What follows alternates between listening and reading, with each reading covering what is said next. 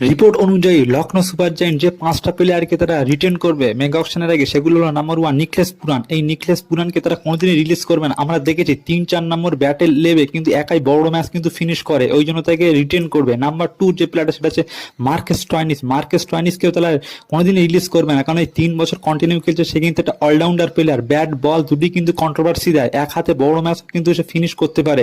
আর number 3 যে প্লেয়ারটা হলো সেটা হচ্ছে ইন্ডিয়ান অলরাউন্ডার কুনাল পান্ডে। এই কুনাল পান্ডেও কিন্তু রিটেন হবে, রিলিজ কিন্তু কুনাল পান্ডেকে করবে না। সে কিন্তু ভালো বলও করতে পারে, ভালো ব্যাটও করতে পারে। আর নাম্বার 4 যে প্লেয়ারটা হলো সেটা হচ্ছে রবি বিষ্ণু। এই রবি বিষ্ণুকেও তারা কিন্তু কোনোদিনই রিলিজ করবে না, কারণ ভারতীয় স্পিনিয়ারের কিন্তু মেগা অকশন অনেক চাহিদা, ওই জন্য তাকে রিটেন করবে।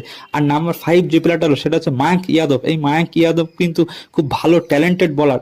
এইকে কিন্তু তারা কোনোদিনই ছাড়বে না, কোনোদিনই তারা রিলিজ করবে না, কারণ এরকম প্লেয়ার রিলিজ করলে কিন্তু অকশনে পাওয়া যাবে না। তো ভিডিওটা ভালো লাগলে প্লিজ চ্যানেলটা সাবস্ক্রাইব করুন।